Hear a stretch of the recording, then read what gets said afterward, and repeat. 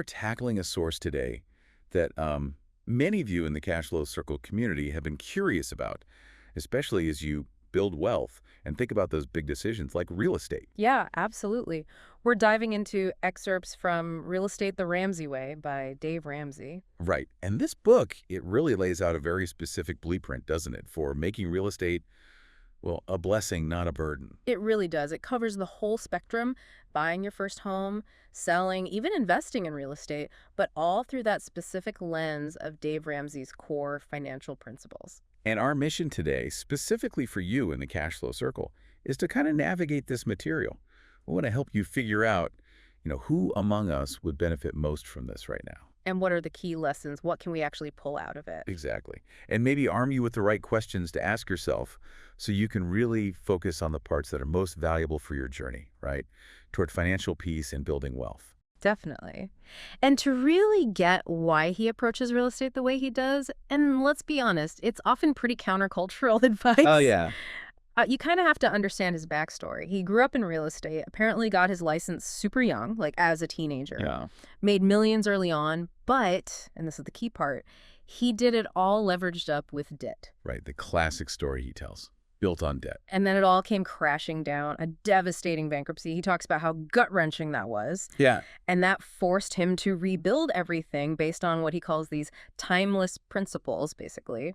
Wisdom learned the hard way. And that's where the whole debt-free approach comes from. Right. For everything, including, the biggest purchase most people make, a house. Right. And he kicks off the book warning about something he calls house fever. House fever. Okay. Yeah, that intense, emotional drive to buy or sell.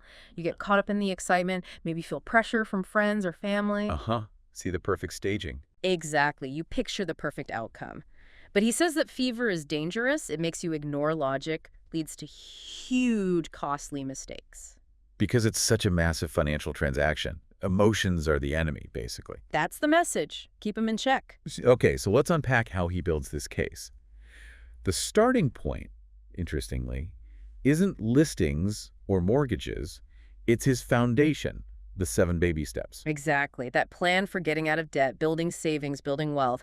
His real estate advice slots right into those steps. So before you even think about buying, he insists you've got to complete baby steps 1, 2, and 3. Correct. And just a quick refresher for everyone listening. Step 1 is that $1,000 starter emergency fund. Yep, the baby buffer. Step 2 is hitting all your debt, everything except the house, using the debt snowball. Pay off the smallest first, get that momentum going. Right. And then step 3 is the big one, saving 3 to 6 months of your living expenses, your fully funded emergency fund. After all that is done, locked in, then you get to baby step 3B. Which is specifically saving for the down payment.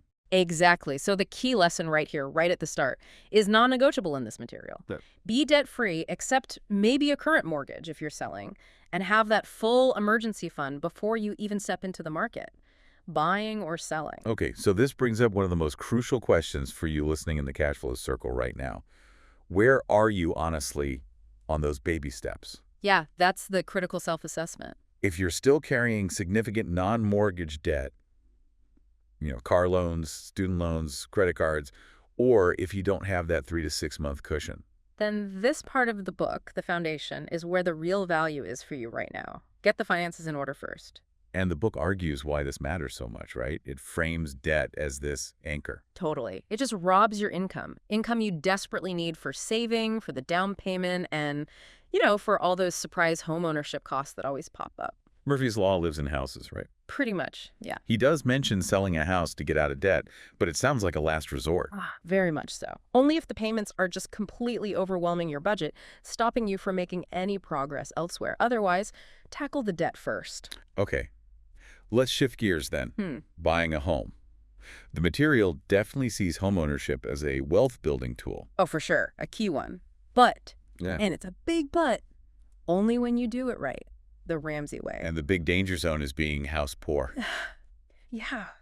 Buying more house than you can truly afford. Looks great on the outside maybe, but you're stretched so thin month to month.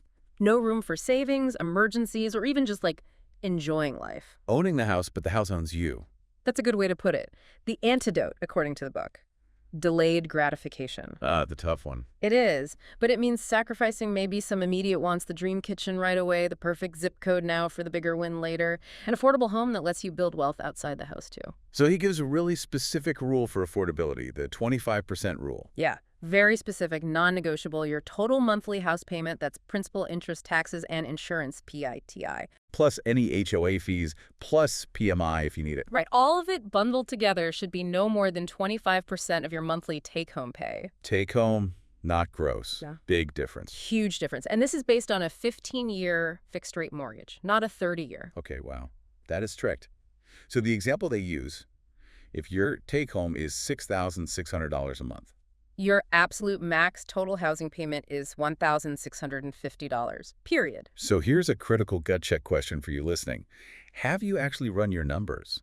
Calculated your max affordable payment using that 25% rule on your take-home pay? And is the kind of house you're dreaming about or maybe looking at realistically within that budget, or is a little bit of that house fever creeping in? Good questions. Okay, then the book gets into saving the down payment. The goal is 20% down, right, to avoid PMI. That's the gold standard, yeah.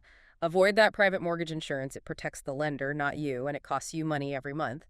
But the book does say, 5% to 10% down is okay for first-time buyers. But you'll pay PMI until you hit 20% equity. Exactly. Be aware of that cost. So how do you save that chunk of change? What's the secret sauce? Discipline mostly. It outlines 5 key things. First, a rigorous written budget. Every dollar is mentioned. Second, tighten the belt. Temporarily cut everything non-essential. Vacations, eating out, subscriptions, gone for a while. Ouch. But temporary. Temporary sacrifice for a permanent gain. Third, put those savings in a simple money market account. Fourth, temporarily pause retirement contributions to slam dunk the down payment faster. You catch up later. Controversial, but okay, that's the advice. And fifth, maybe start a side hustle. Bring in extra cash dedicated just to that down payment fund. The book shows an example, right? Saving $1,000 a month. Yeah, it gets you $10 in 10 months, gets you $40 in under 4 years. It makes these big numbers feel, well, achievable with focus. And the Sarah and Justin story really drives this home. They were deep in debt, $185,000. Crazy amount. They paid it all off first, then buckled down and saved a 6-figure down payment over 3 years. Intense discipline, strict budget, side hustles, they lived lean. But it meant they could buy their home the right way, essentially debt-free on purchase day. They got to host Thanksgiving, which was their big goal. Their motto was, every little bit helps. Yeah, that eating an elephant one bite at a time idea, it shows it's possible. So the lesson is clear. Saving that big down payment takes serious work, sacrifice, patience. But it's doable and fundamentally changes how you buy. Which leads to another question for you. Are you really willing to implement those strategies? The tight budget, cutting expenses, maybe getting that side gig to reach your goal faster? What about renting? Sometimes people feel like it's just throwing money away. The book is refreshingly clear on this. Renting is not throwing away money. It can absolutely be the smartest financial move. When would that be the case? If you're new to an area, maybe going through a big life transition, or, crucially, if you're still working baby steps 2 or 3, getting out of debt, building that emergency fund. Renting gives you flexibility, right? Yeah, totally. Usually lower monthly costs overall, because you're not on the hook for maintenance and repairs. No surprise, $10,000 roof replacement when you're renting. Good point. And the book even notes a solid history of paying rent on time can help you later if you need manual underwriting for a mortgage. Manual underwriting, and we'll get back to that. So another reflection point for you. Are you feeling that pressure to buy? Maybe societal pressure, or that house fever we talked about? Or is buying genuinely the right financial step for you right now, according to these principles? Could renting actually help you build a stronger foundation first? Be honest with yourself. Okay, so let's say you are ready. Financially ready, foundation built. The book hammers on getting a great real estate agent. Non-negotiable, basically. They're framed as your essential local guide, your advocate. They help you avoid pitfalls, find homes, guide negotiations using CMA's comparative market analyses. Right, showing what similar homes actually sold for, not just listed for. Facts, not feelings. They handle the paperwork mountain, advise on inspections, calm your nerves. All of that. The book lists what to look for. A top performer, works with buyers and sellers, super serving attitude, responsive, gives references, shares your financial values. That's important. Shares your values. Interesting. Yeah, so they understand why you're sticking to a budget or insisting on a 15-year mortgage. And ideally, they have a teacher's heart, they explain things. And interview multiple agents, right? Don't just go with the first one. Absolutely. Interview at least 3. Ramsey trusted agents are mentioned as one resource. And remember, the buyer's agent commission is usually paid by the seller, so their expertise is effectively free to you as the buyer. Before you start looking seriously, you need mortgage pre-approval, not just pre-qualification. Big difference. Pre-qualification is just a quick estimate. Pre-approval means the lender has actually verified your income, assets, debt, and done preliminary underwriting. Makes your offer way stronger. Much stronger. Shows the seller you're serious and capable. Speeds up closing too. Okay, now let's touch on credit scores and that manual underwriting thing. This is a big departure from standard advice. It really is. If you're living debt-free according to the plan, you might not have a traditional credit score, or it might be dormant. The book advocates for manual underwriting in this case. So the lender looks beyond the score. Exactly. They look at your actual financial picture. Your income stability, job history, how much you have in savings, your track record of paying things like rent and utilities on time. This is different from having bad credit, though. Totally different. Bad credit means you made mistakes, didn't pay bills, and you likely need to clean that up first by paying off debt. Right. Bad credit gets you terrible loan terms, if you can get a loan at all. No credit, because you avoid debt, is positioned as a strength, solvable with manual underwriting. Got it. It's also crucial to understand the full mortgage payment, right? The Joseph and Bethany story highlights getting blindsided. Yeah. We mentioned it with the 25% rule. It's not just principal and interest. It's P&I plus escrow for property taxes and homeowners insurance, plus PMI if you put down less than 20%, plus any HOA fees. That total number is what has to fit in the 25% budget. No surprises. Okay, mortgage types. The book is incredibly strict here. Only a 15-year fixed-rate conventional mortgage. That's the hard line. No wiggle room. Why so rigid? What's the argument against, say, a 30-year? Most people get those. The book gives 3 main reasons. 1, you pay it off way faster, you're debt-free sooner. 2, the fixed rate means your payment never changes, protecting you from interest rate hikes. 3, the interest savings are massive. How massive? The example used is a $300,000 loan. Same interest rate, 15-year versus 30-year. The 15-year saves you over $100,000 in interest payments alone over the life of the loan. Wow, over $100 K. That's staggering. Okay. And why conventional only? Yeah. Why not government-backed loans like FHA, VA, USDA? They often have lower down payments. They might seem cheaper up front, but the argument is they cost you way more in the long run. Things like required mortgage insurance premiums that sometimes last the entire loan, plus other fees.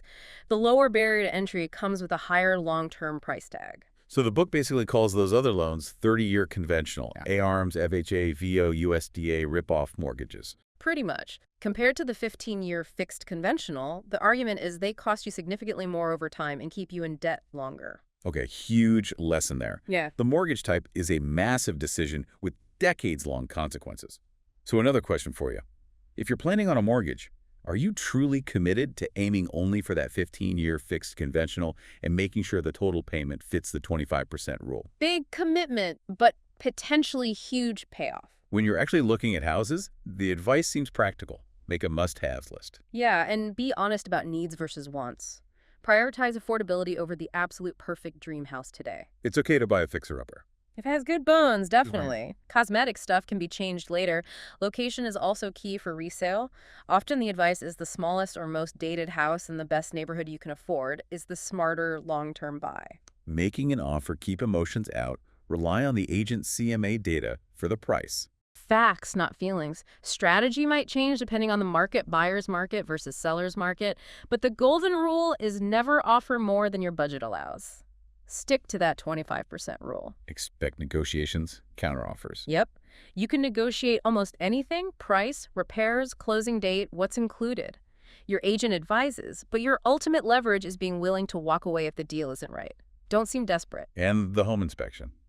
Non-negotiable. Absolutely critical. Paid for by the buyer, but worth every penny to uncover major issues before you own the place. Agent helps you navigate the findings. Then there's the appraisal. That's for the lender. Yeah. The lender needs to ensure the house is worth what you're paying to protect their investment. If it appraises low, your agent helps negotiate again. Maybe the seller comes down. Maybe you meet in the middle. Okay, final mortgage approval. Takes a while, 30, 60 days. And there's a huge rule during this time. Do not mess with your finances. No new debt. Don't open new credit cards. Don't change jobs. Anything that changes your financial picture can kill the loan approval at the last minute. And budget for closing costs, 3–4% of the loan amount, plus prepaids. Right, and pay those up front. Do not roll them into the mortgage, adding more debt. After all that, after you buy the house the right way, the message is pay it off early. Yes, aggressively. Believe you can do it. The Eddie and Marnie story is powerful here. Paid off a $70,000 mortgage in just 23 months. Wow. How? Consistently throwing extra money at the principal, every spare dollar. Marnie described the feeling as living someone else's story.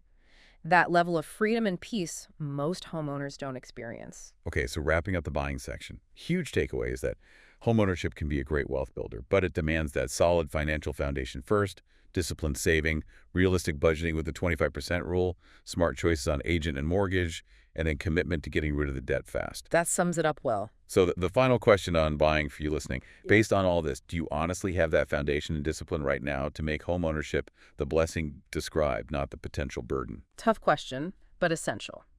Now, shifting to selling. The book says it's just as big a deal as buying. And you need an experienced agent for the same reasons: expertise, negotiation, avoiding mistakes. Exactly. All the advice on finding and interviewing a great agent applies here too. The book takes a really strong stance against for sale by owner, FSBO. Oh yeah, very strong. Cites NetER data showing FSBO homes sell for significantly less on average, like a median difference of $120,000 less. $120,000. That's a lot. It's a huge number. Yeah. The argument is that professional expertise, even after commission, statistically nets you way more money. The agent is an investment. So another question for you. If selling is in your future, are you committed to partnering with a top agent, or are you tempted by FSBO, potentially leaving, well, a massive amount of money on the table? Worth considering that data point. How do you know if you're ready to sell, according to this material? It's less about timing the market, more about your personal situation. Are you debt-free with your emergency fund? Can you afford the selling costs, staging, potential repairs, closing costs, moving, and ideally have cash or a big down payment for the next place? Are you emotionally ready to leave the home, keep it constantly show-ready, maybe hear criticism? And fundamentally, is the home worth more than you owe on it? You need equity. Pricing it right is crucial. Avoid emotional pricing. Like pricing based on what you need to net from the sale. The market doesn't care what you need. Avoid fuzzy math. Don't overprice just to test the market. That just makes your listing go stale, signals problems to buyers. And don't just trust online estimates like Zillow. Nope. Need your agent's expert local CMA comparative market analysis. Price it right from the start. Preparing the home staging is highlighted as really important. Yeah, helps buyers visualize living there. Studies show staged homes often sell faster and for more money. Even basic stuff helps. Deep clean, declutter massively, neutral paint, good curb appeal. And hire a pro photographer for the listing photos. First impressions matter online. Huge difference. The book also suggests maybe getting a pre-listing inspection yourself. So you find problems before the buyers do. Exactly. Lets you address big-ticket items like roof or HVAC on your terms if you have the budget. Gives buyers more confidence. Managing showings sounds like a hassle. Keep it show-ready daily. Get the whole family on board, yeah. Pack up pets, leave the house during showings so buyers feel comfortable. When offers come in, don't just look at the highest price tag. Right. Look at the net amount after any requested seller concessions. Consider the buyer's financing strength, the closing date, contingencies. The example was a $245K offer might actually net you more than a $250K offer if the second one asks for lots of seller help. Exactly. Read the details. Trust your agent's gut feeling on the offers too. The Darren and Kenya story showed how trusting their agent on pricing and selling as-is worked out well. And be ready for buyer contingencies. Inspection, appraisal, financing. Yep. You might need to negotiate repairs after the inspection, get quotes first. If the appraisal is low, you might have to negotiate the price again. Right. If their financing falls through, you're back on the market. Agents' expertise is key here to navigate the stress. Definitely. So, if selling is your next move, have you really assessed your readiness financially and emotionally? Are you prepared for those potential offer complexities? Okay, last section, real estate investing. Yeah. And the book puts up a big velvet rope here. Yeah, this is only for people on baby step 7. Explicitly stated. Which means Again. you are completely debt-free, including your own house being paid off. You have your 3 to 6 month emergency fund fully funded. And D, you are already investing 15% of your income for retirement consistently. So if you're not there yet, this investing section is just for later reading. Pretty much. Aspirational, not applicable right now. And a key point, your paid-off house is your first big real estate investment. That's the perspective. Don't chase other properties until your own home is secure and paid for. And the absolute #1 rule for investment properties, according to Dave Ramsey. Always pay cash. 100% cash. No debt on investment properties, period. That comes from his own bankruptcy experience, right? Yeah. Losing properties he had debt on. Exactly. He contrasts that painful past with his current situation, owning hundreds of millions in real estate, all bought debt-free with cash. Why is cash so critical for investing in this view? Eliminates risk. You can't lose a paid-for property to foreclosure if the market dips or renter leaves. It gives you resilience, you can afford vacancies, you can wait out market lows without stress.